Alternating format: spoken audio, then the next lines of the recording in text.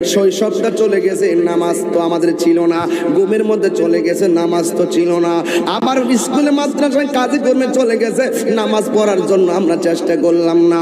একটা কথা মনে রাখবেন, এই নামাজটা যার জীবনে থাকবে না, এই জীবনটা বড় নিরর্থক হয়ে যাবে।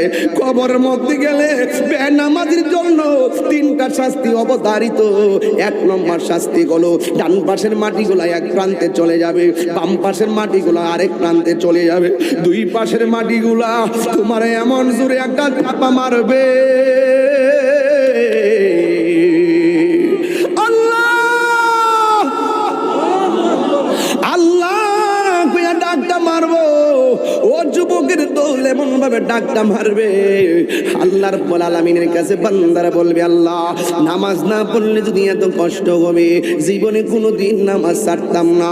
নামাজ না পড়লে যদি কবরে এত আযাব হবে, জীবনে কোনোদিন আমরা নামাজ ছাড়তাম না। ও যুবক রে, ও ভাই, ও শানকলার ভাই, ও সোনারগাঁয়ের ভাই, আপনারা পায়ের মধ্যে হাতটা দিয়া বইলা দিয়া যায়।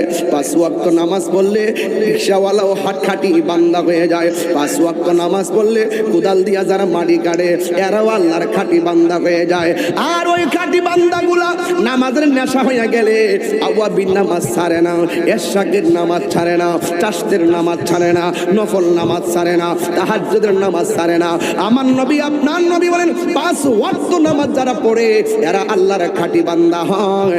আর 5 ওয়াক্ত নামাজের পাশাপাশি যারা নফল ইবাদত করে এরা আর খাটি বান্দা থাকে না, এদেরকে আমার আল্লাহ আর বন্ধু বানায় নে।